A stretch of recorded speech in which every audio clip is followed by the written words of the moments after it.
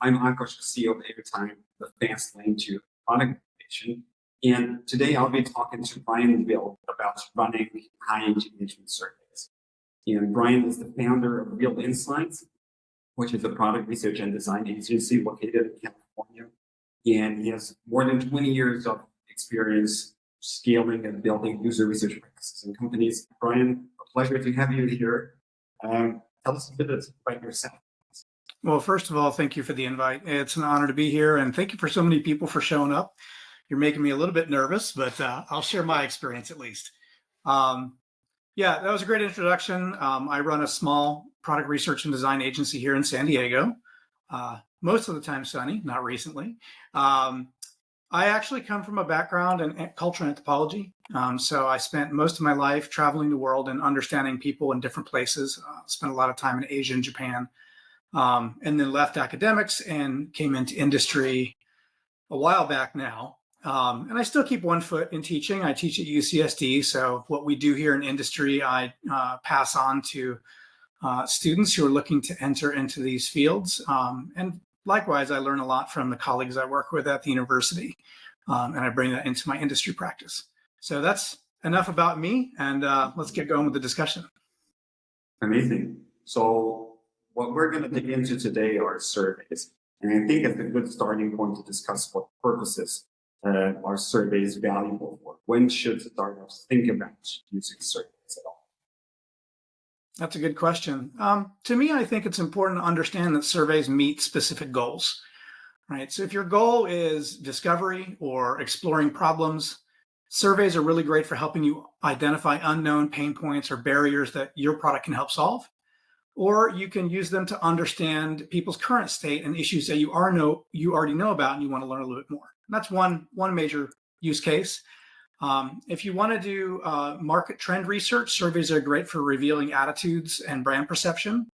But I will point out there's a big caveat here, which is that people often don't tell you the truth, right? A lot of people answer with what they think they do, which is inconsistent with what they actually do, or an idealized representation of themselves, neither of which is actually a good indicator of behavior. And this is something that surveys aren't that great at capturing. Have any of you heard of the William Rathday Garbage Project? It was done in the 1970s. I definitely haven't, but I'm curious. So this is a classic story of what we can and can't do with surveys, right? He did a survey in Arizona, in Phoenix, and he asked people how much alcohol they drank a week. And everybody responded, oh, I drink, a few drinks every week. And then he had a whole team of students that went through the garbage, actually. And they found out that people drank about a six-pack a day, right? So that really is a great thing. If someone asks you a habit like that, you're probably not going to tell them the truth. You may not even be truthful with yourself, right? You're going to tell them what you think is the right answer or an approximate. And so you just have to be aware of that when you use surveys and complement it with other techniques. Another reason you can use surveys is actually to evaluate concepts that you have or competing concepts. Surveys will get you a lot of great feedback on those, but it's good to complement those with interviews so that you understand why people responded the way they did. And also it gives you the ability to explore different ideas. And then finally, if you want to evaluate UX or CX, which is user experience or customer experience, surveys are great because you can ask surveys that give you quantitative metrics like CSAT or NPS or CES scores and brief explanations for their ratings. And again, if you want to dig into why people gave those, often interviews are the technique to follow up with. Cool, amazing. From what you shared and what you said, I sort of get the hint that you need a minimum quantity of responses. Surveys do like a rule of what companies should aim for. And I know I'm asking for something that is not possible, just a simple answer, but just to know. Well, if I were talking to an enterprise company, I'd have a very different answer to this question than I do for startups. With startups, I think the answer is really, what do you need to have confidence in your decision making, right? So have you thought about this subject for years? And I'm speaking to you founders, right? And you've had a million conversations with people and you're using surveys to really validate some of the assumptions that you've made. If so, maybe you only need 50 to 100 responses where you can really start to see trends that either support or point you in a different direction. If you're doing something like concept testing, though, and usability testing, and you're trying to use surveys for that, you need a much, much smaller sample size. Like if you have something where you're trying to test a flow and you use an unmoderated survey tool, you can have 10 or less, right, and get a good amount of feedback to let you know if there's some fundamental problem with the usability of your product. So if you're trying to understand the attitudes of large groups of people, you need a much larger sample size. I would recommend 50 to 100 minimum. If you are trying to evaluate some aspect of your product and identify what kind of glaringly sticks out, you can do a bunch of small kind of rapid surveys to get that type of feedback. Cool. Got it. Thank you. Sticking with the theme of startups, many startups don't have pro researchers on the team, and I'm wondering what your thoughts are. How can a team, maybe even just founders, run surveys before? Should they do that? I think the answer is yes. One of the really great things about modern survey tools is that they take care of the hard part, which is the survey design itself, right? So if you know the type of inquiry that you're making, most platforms these days have templates that you can modify very slightly to your product and run. Survey platforms are doing even more now, automatically generating data visualizations and leveraging AI to help analyze responses. And AI is particularly good for surveys because surveys are built around structured questions, which makes it easier for the models to understand what is being asked and identify patterns in the answers.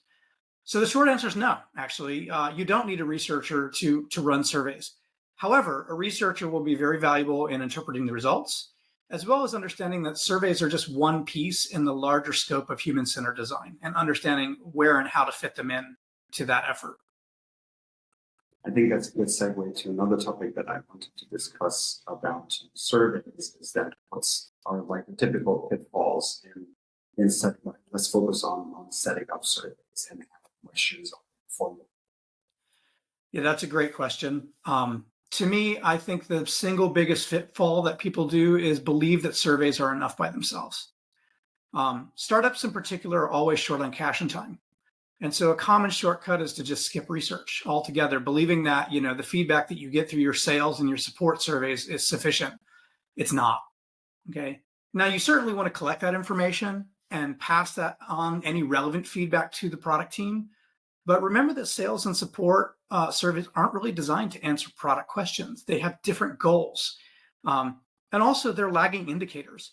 By the time you process that feedback and make changes, you've probably already lost a good portion of your users. Now, this is a longer conversation that we probably don't have time for here, but there is a way to make it work between different departments in the organization. But you really have to focus on intention and do a strategy that really gets the teams working well together. That's one issue. Another one that I run into all the time is the tendency for bucket lists. Right. So you go to a product team and they have a great meeting and they come up with, a bunch of questions that they want to ask their customers, and they hand you this list. Right. And they go, let's ask 20 or 30 questions in a single survey. To me, that's a dead on arrival survey proposal. And the reason why is, first of all, any survey over 10 questions tends to suffer from really extreme drop off. People just exit the survey because they get survey fatigue and they don't complete it. Which means that, if you've got this really nice invitation to an interview and a great thank you at the end, they're never going to see it. And so what I do is I break out these bucket lists into different surveys, each having a very specific focus. Another issue with questions from non-trained researchers is that a lot of them are leading, poorly worded, or just unuseful questions. And the worst offender in my book is, do you like X? Right? Do you like this? Do you like my feature? Do you like my idea? It's worthless. Don't ever ask that question. Most people like the idea of something, but that doesn't tell you anything about whether they're actually going to buy and use it. So instead of do you like something, ask different questions that are like, what would it take you to use X? How would you use it? What changes would that make to your life or workflow? What would it replace? How much would you willing to pay? Right? These are really great questions that give you concrete specifics that help you understand the perceived value of your product, its uses, And this is what we're looking for, right? We're looking for indicators of product market fit. So those are much better questions to get you that. And this is where having that research expert on hand actually does make a difference. Templates are great for generic surveys, but professional support makes a really big difference when you start wanting to ask your own questions. I'm just going to bring up one final issue because I'm sure there's more, and that's governance. So who owns surveys and what workflows are in place to ensure that, one, you're not bugging your customers too much, and two, that the feedback is being actioned within your company and with your customers. This is where I've seen a lot of teams struggle, and especially with startups. Surveys are just treated as like a one-off, right? But a mature survey program, is contiguous. You can use them to continuously discover customer needs and ideas that will help ensure that you're delivering value, which of course improves the bottom number of sales and retention, right? But that requires a system that's well designed, where customers are feeling that they've been heard and where feedback is being processed and actioned internally quickly. You could hire someone, a consultant, to help you set this up, but at the end of the day, someone on your team needs this to be their role, maybe even their entire job. And that might not be feasible for a lot of startups. So it should be at least part of a plan, right? To put and say, when we can support this, we will. Because otherwise, you're not keeping your finger on the pulse of the customer. And that really increases risk, right? You might be building something that, perhaps nobody actually wants, right? It might be your passion project, but how do you know other people think they have the same problem, right? Or maybe your usability is crappy and, people are going to abandon your product as soon as they adopt it, no matter how good your marketing campaign was, right? And the only way you really know that is to be listening. So that's the big pitfalls from my perspective. Yeah. I have a lot to unpack from here, but I'm going to go into two directions. Okay. The first one is, yes, we jumped into survey straight away for a second. So when I run a survey, let's say I'm running a survey for it, I follow the typical steps of user research, where my goals and define my research goals, and then divide the survey questions based on those goals, and lay back the answers to them. Analyze it's they are different and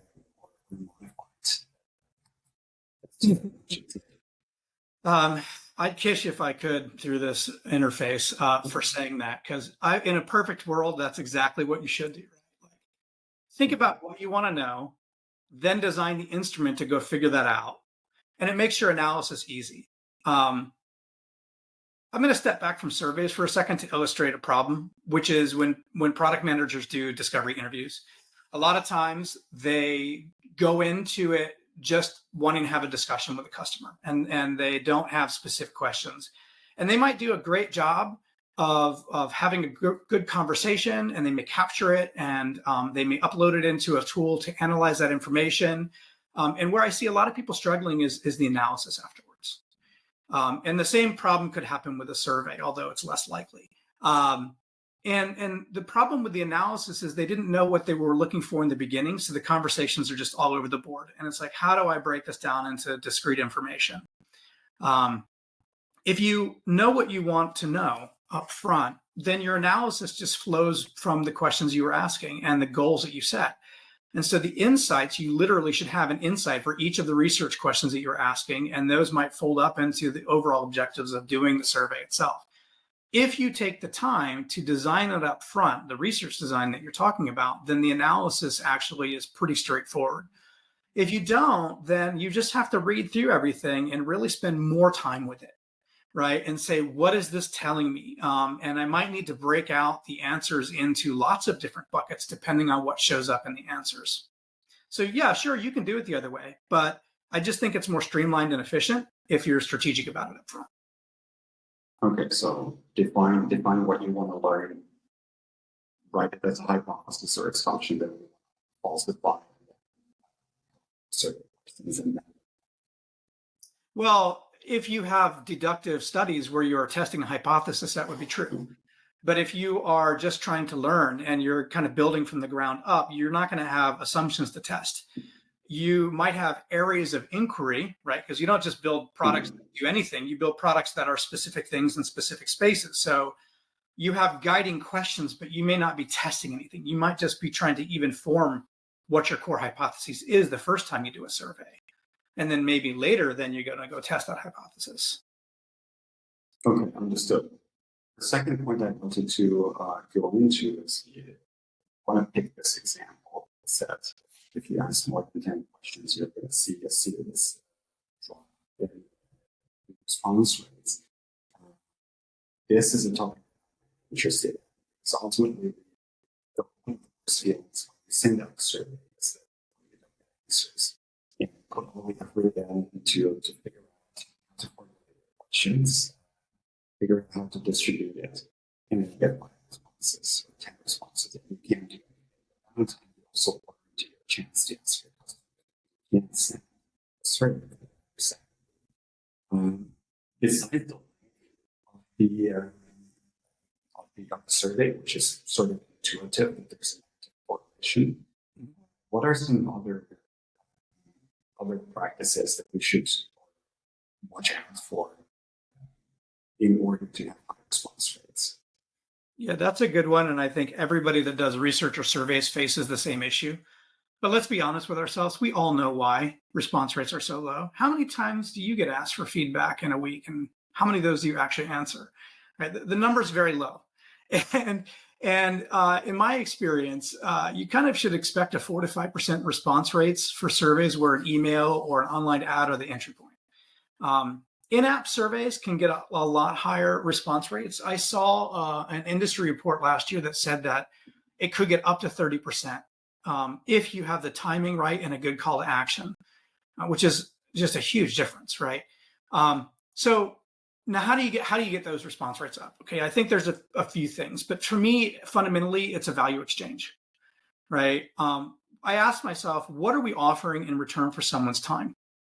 Now, the simplest thing is money, right? And there's plenty of survey panels that you can use to pay for responses. But every startup I know resists this cost, like every single one across the board. They want to reach out to friends and personal networks first, and I think that's a great starting point. You know, this might work pretty well for your first survey, but you got to understand you're also going to get biased responses because they know you, and nobody wants to tell you your baby's ugly, right? Especially your friends. It also takes a lot of time. So if you think about the labor it takes to actually write invitations and keep inviting people and bugging people, that costs money, probably more money than if you had just paid for panel recipients, and you're going to get more people quicker and less bias. So I think it is actually worth it to use paid panels. And that's a shift in my position. I used to feel the other way around it, but 4 years of struggling with recruitment, and I'm like, okay, the paid panels are good for a reason. But we can also create value in other ways. So you can see some companies gamify surveys, right? Answer these questions for a chance to win this new bicycle or our product or something. But I've never won any of those, nor has anybody else I've ever met. And so I'm not a big believer in that personally.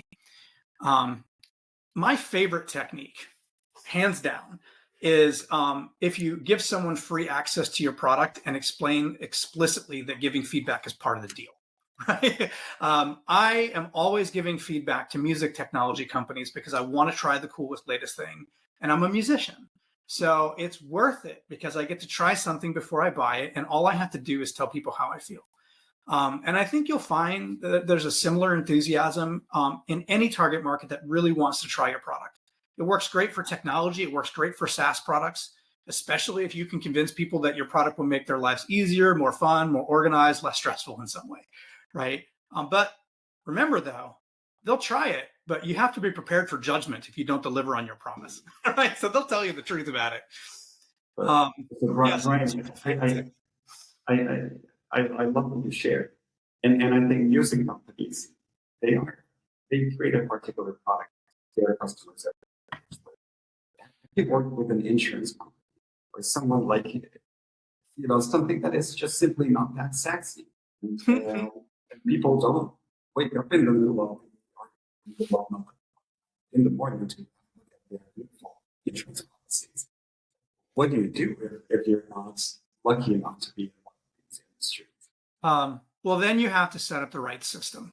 Okay, so having more than one feedback channel and a good funnel to those channels, I think, is really important.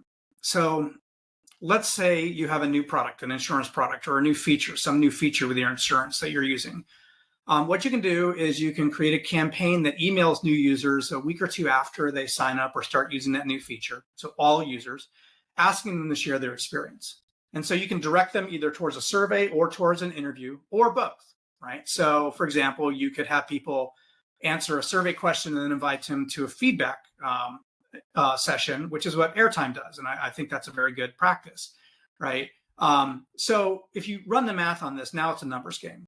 Let's say you have 1,000 new users in a month, and they all receive the invitation. At 5%, you'll get 50 survey responses. If 10% of those come to an interview, you have 5 interviews a month. Now that's too low for my taste. So I would add incentives to raise the value and the response rate there. My goal is 15 to 20 interviews per month. And so I would use the kind of email and then survey and the interview kind of funnel as one technique. And then I would set up another listening post. So maybe a persistent feedback channel on this website where, again, when people give feedback, they're invited to an interview. Maybe a pop-up or an intercept at another touch point, right? So maybe after the onboarding stage that invites them, okay, now you've been using the product for a while. We'd love to hear your feedback. And if you set up, 2 or 3 of these, I call them listening posts, right? And each one of them has a call to action, then you can start to aggregate those numbers, right? To get that minimum that you need a month to be having good continuous discovery conversations. I did this with a company a few years back, and it really worked fantastic. It was a health and wellness product where there's a physical product and then an app. And so a digital platform. And they were sent out a survey that asked them to rate their experience at different touch points, right? Key moments that matter. And then give open-ended feedback. And we got a ton of responses from that. And then they were invited to an interview. And we had about 20 interviews a month, continuously for a year and a half. So on one hand, we had concrete product metrics, which we fed into a Google dashboard out of a Typeform survey, right? And then we had follow-up interviews. And so we were able to generate these monthly reports that had both the qual and the quant data and were really rich information for the design team to make decisions from. Cool. Thanks for sharing. There are 2 topics that are relatively hot these days that I want to pick your mind on. One of them is NPS.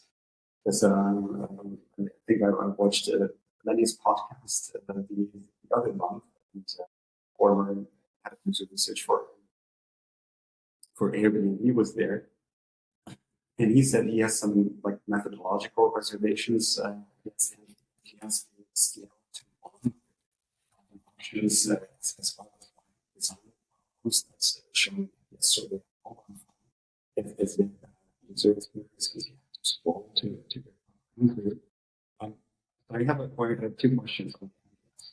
First of all, at what stage a startup should start thinking about any metric to measure customer loyalty? And 2, is the NPS the right one to do that? Well, NPS, is a debated measure. I personally think that given how little startups use surveys, anything is good, even if it's an imperfect measure. So let me just put that on the table. If I look at it from a pure research methodology lens, I get the arguments, right? But when I look at it from, hey, let's just set something up to gather feedback and understand our relationship with our customer, NPS is great. When do you do it? Obviously, you have to have a product in the market and you have to have real customers. So we're not talking early stage startups that are just, putting up a concept testing website and gathering feedback on it. That's not an NPS scenario.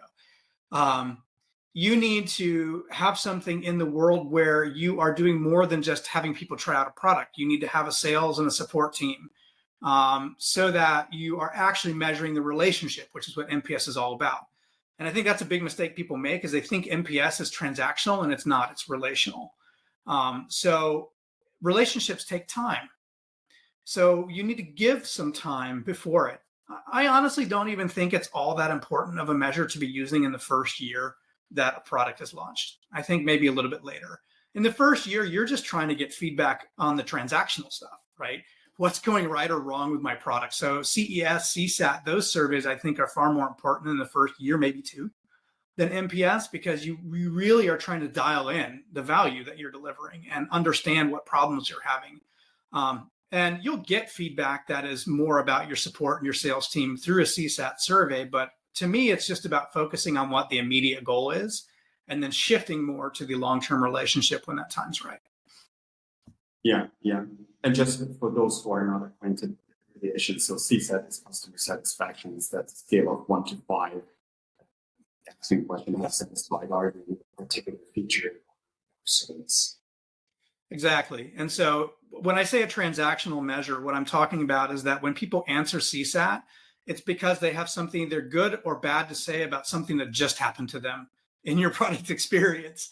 And so it's specifically focused around that transaction. So, CSAT scores are obviously more weighted and towards negative if it's something where people are giving you the CSAT based upon them going and finding the feedback button in your site. Whereas if it's delivered through an intercept, which, is just appears at some point in their experience and it says, hey, tell us about your project experience, here's the rating scale, tell us more information, right? Then you actually get a more balanced distribution of CSAT scores because people that are actually enjoying your product will say, oh, great, you've asked me some feedback. Yeah, I'll give you 5. And it's because, you've got a smooth workflow or something like that. So even CSAT kind of, you got to understand a little bit of the dynamics of how people make answers and then position it in people's experience to accommodate for those variations. Cool, thank you. I have last question, because we covered a lot of stuff today. And if you had to distill it down to 3, if there's just 3 points I remember the audience should be discussion, what should those 3 points be? Well, my first point, I want to give a little background on. I prepared this little side story. So I'll tell you the point, and then I'll put on my professor hat, and I'll explain why. So point number 1 is that surveys are great for a lot of things, and you should certainly use them as a startup. But they don't help us understand actual human behavior. And here comes the professor hat. If you haven't read the book Thinking Fast and Slow by Daniel Kahneman, it's a very, very important book because what he basically shows is that humans have 2 cognitive modes. One is fast, right? And this covers the vast majority of human behavior. So for example, I don't have to think about how to pick up this pen or click it because I figured that out a long time ago. So I don't actually use any thinking for this. The other is slow. So if I'm presented with something new or novel or something that challenges my worldview, then I will process it, hopefully, like ideally, right? And it engages my slow network, which has a much higher cognitive load. Now, when I teach at the university, I try to get people into their slow mode all the time. But when I'm doing experience design, I do the exact opposite because people don't want to think. And there's a book on that subject too, right? Don't Make Me Think, another great book. So what does this mean in terms of the way people answer survey questions, right? Well, the thing is that most people aren't very good at understanding their own behavior. Teresa Torres in her book, Continuous Discovery Habits, pulls out an example where she asks people about their why they buy jeans, right? And this woman she interviewed says, oh, I buy jeans based upon the fit, right? And then Teresa asked her, she said, how did you buy your last pair of jeans? And she goes, oh, I went on Amazon and bought my favorite brand. And so there's a dissonance between the explanation for the behavior and the actual behavior. And this is very common. There's been tons of studies that have been done that show people making choices. And then when they're asked to explain their choices, they give some completely different reason that doesn't reflect their behavior. And it's because our mind tries to compose coherent stories. And it will make up reasons on the spot that we believe ourselves, even though we don't really truly understand that it's a conditioned behavior from our past. So that's why you can't ask someone on a survey, hey, why'd you do the things that you do? Because they're just going to make up an answer on the spot. And again, it doesn't really have a lot to do with reality sometimes. So when you use surveys, you have to understand this limitation and complement them with other techniques like observation of human behavior, right? And through the juxtaposition of the techniques, you actually gain a holistic view. So that's probably the most important point I have to make is just understand the pros and the cons of surveys. My second takeaway is start with a strategy, Figure out what moments, measures, and metrics matter to you, and then pick the best tool that suits your needs and what your team can actually do. Which those things are often quite different. You have a nice, ambitious strategy, and then you try to make it work with your team, and you go, "Who's going to take care of this?" And you got to figure that out. And then my finally is making sure that you close the loop both internally and with your customers. And what that means is that when you get feedback, make sure that you're actioning on that feedback and you have a process internally to get that to your product team as quickly as possible. And then when you figure out what you're going to do based upon that feedback, make sure you tell your customers, right? If you just inform them, hey, we heard you and we're going to make these changes over the next 6 months, it makes a massive difference in the amount of feedback people are willing to give. It helps you build your research panel because you're showing them one thing that a lot of companies simply don't do. You care. Yeah. Right? I have a short anecdote to add here to build on your point. I'm a big Riverside fan. It's a platform to run and post your podcasts. And I shared some ideas and feedback with the team in the chat. 3 weeks later, I noticed they implemented something, but they never got back to me. And I remember this moment when I said, "Oh, it's amazing. They built it. What a missed opportunity it is to let me know." Yeah, exactly. Or is ready. But so that's on your point. I see a number of questions in the chat. Let's transfer the discussion now to you and the audience. Okay, and I'm gonna put a question on the screen, and it's about the type of questions you want to be most helpful in certain situations. If you could give us a rundown. Okay, so if I knew the specific situation, it was help. But in general, when you don't really understand a domain, it's best to begin with open-ended questions, right? So like, for example, what problems and frustrations do you face with mobile productivity apps, right? Is an open-ended question that's going to get you a series of responses. Once I look at those responses, what you'll find is that they'll typically fall in, you might have 6 or 7 typical responses.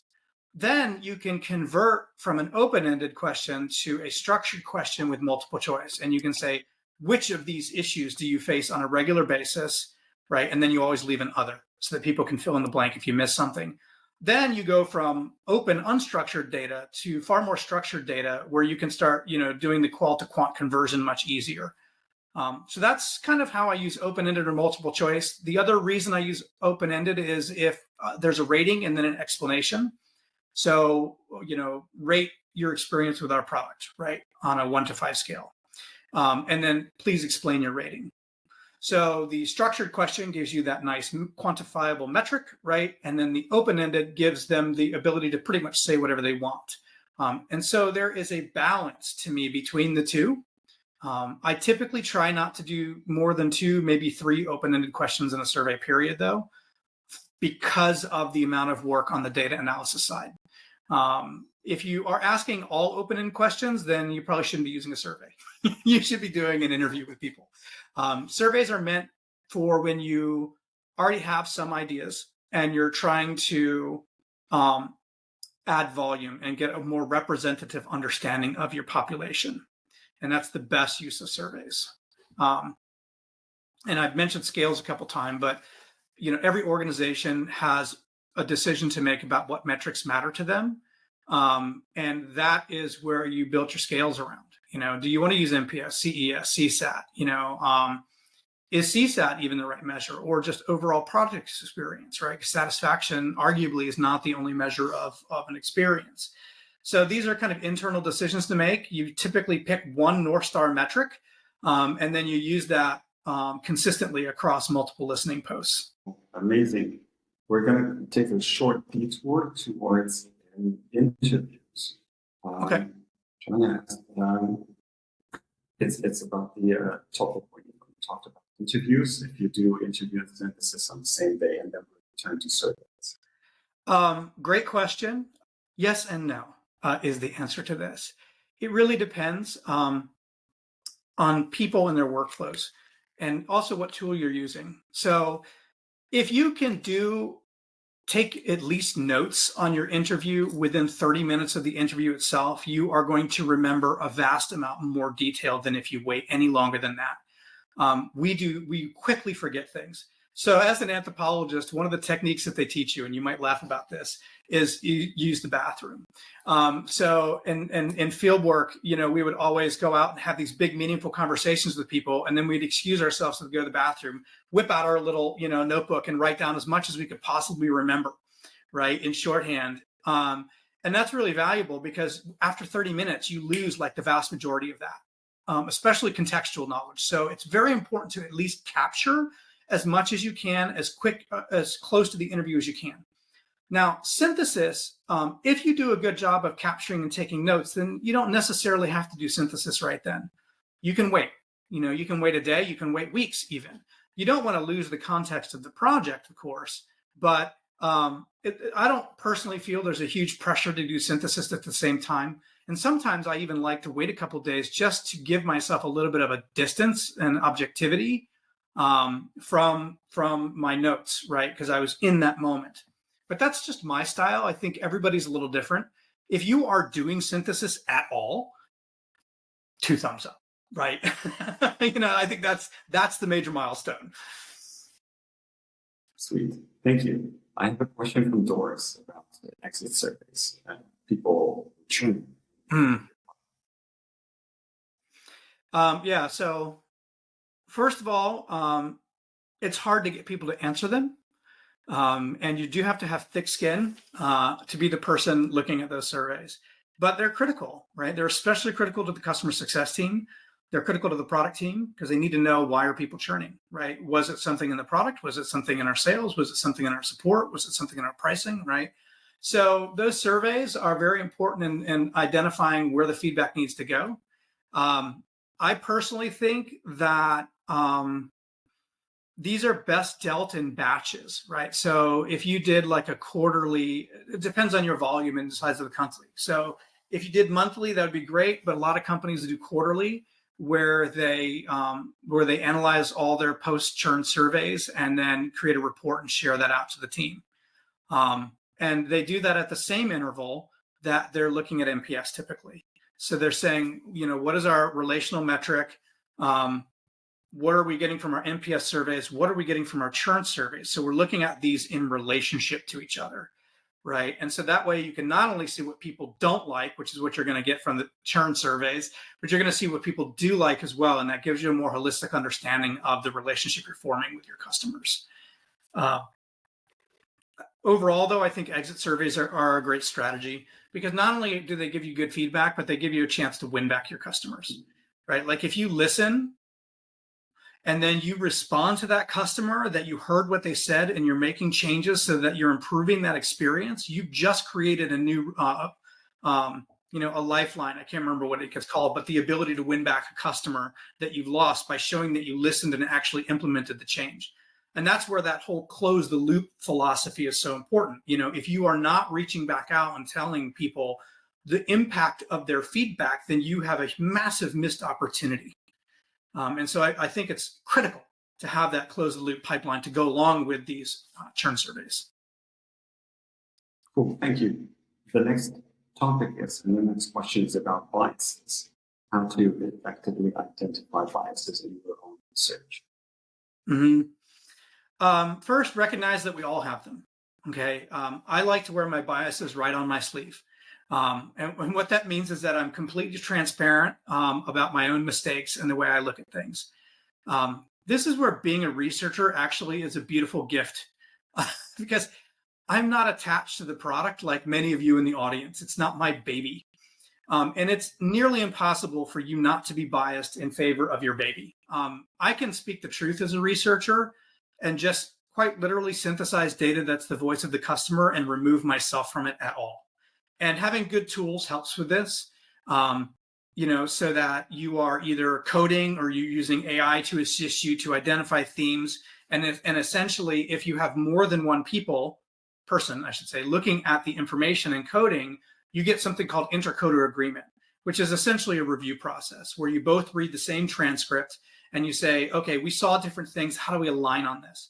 That's how you get past bias when you have the resources to have multiple people coding, is that you compare your analyses together and you align, because what you'll do is you'll see each other's blind spots and you'll see each other's biases, and you create better definitions for your tags that you're coding with that allow you to be as objective as possible, although that's never 100% possible.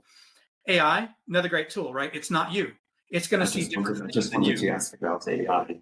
Use case in this. Now, mind you, AI is biased too, right? So all these learning models that we're using these days are trained upon mostly Western knowledge bases, which, we have this whole history of colonialism, racism, and sexism, and all the other isms, right?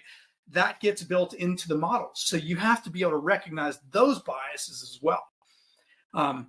Now, it's how do you, to me, the answer about how we can get past our biases, one is, again, you work with other people who help you see your blind spots. I think that's the most important thing that you can do. We see this in leadership training. It's equally important in research. If you read any kind of like qualitative research methodology book, that's taught in colleges, you will learn a lot more about biases, how to recognize them, how to get past them. But this is the type of thing that like someone that really wants to get into research and develop that skill set does, as they go read the larger books, not the Medium articles, not the UX Collective articles, but the actual source materials. And they might take classes in it, right? I went through PhD training and we spent years learning methodology, right? And a big chunk of that was about bias. And there's a lot of articles. If you reach out to me on LinkedIn, I can actually share some of those with you that will help you figure that out. Amazing. Bryan, I see 3, 4 more questions in the chat. Can we go a little bit over time, a few minutes? Sure. Cover them? Yeah, I got time. Thank you. Thank you. The next one is from Marion, and this is a really good question about structuring the flow of questions. That is a really good question. Actually, they're all good questions. This one's tricky. So first, let's talk about what priming is. Priming is when you say something that influences the response, right, in one direction or another. Leading questions are a really great example of priming. Like, what is your favorite thing about my product? Is a leading question that primes people to answer positively.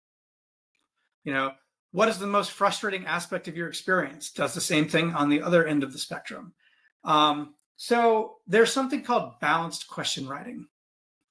And this is one way to get past priming, which is to ask questions. What do you like or dislike about our product? What was your best and worst experience with whatever, right? So you ask both ends of the poll in the same question, not asking 2 separate questions, but just you give the variation within. And then you can randomize it so it actually switches the order of those, right? So what do you like and dislike? What do you dislike and like? What do you like and dislike? So different respondents get them. That's another thing that you can do with a lot of survey tools is you can build sections or questions, and you can randomize by section or randomize by question. So if you just have one set of questions and it's not in a section, you can randomize the ordering to reduce priming. If you have like kind of thematic areas that you're asking about, you can structure those themes into sections in most survey tools and then randomize the presentation of the section order. That's another way to reduce priming. So part of it is the crafting of your questions to make sure that you are not suggesting a particular response. And the other part of it is actually using the technology in the survey tool itself to have questions presented in different orders. That are the 2 things. And for the first one, that's where, sitting down with someone that's a survey expert is a really good idea. A lot of people in marketing are very good at this. Obviously, if you have a researcher, they're good at this. You can teach yourself how to be good at this because there are really good resources that help you craft questions better. Yeah. I have a pretty fascinating question. Here. When you're still in the development stage, pre-launch,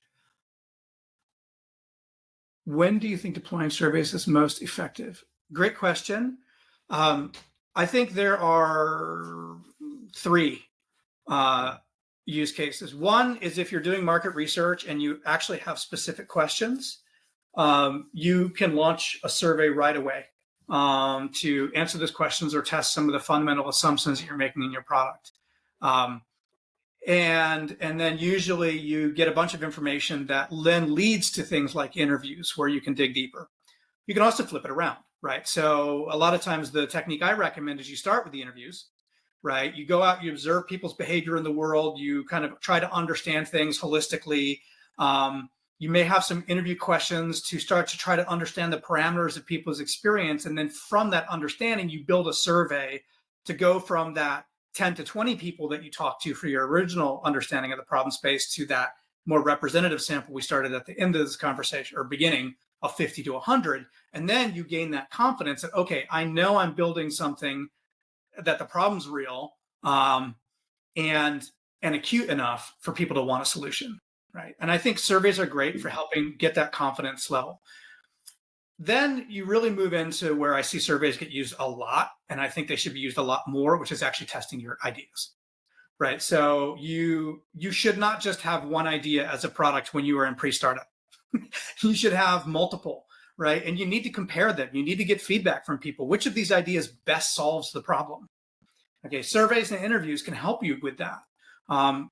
You got to craft your marketing copy before you launch your website. How do you know if your logo is any good, if your branding messaging is any good, if your marketing copy is going to be any good? You can test all those in like A/B and brand perception studies very quickly with surveys. There's lots of great tools out there for that. And so I think in the pre-launch stage, those are the main use cases that I see used for surveys, and they're all very good. Okay, cool. I have two more questions, and let's do like rapid responses, like a rapid chance game, and let's try to cover it in 1 minute. And sorry. The next one is about lacking a dedicated researcher professional. How do you survey? Start with the templates, hire a consultant part-time. Next. Okay, tak. We have another question. This is the last one from Eric. It's a longer one. Is how do you want to do with feedback?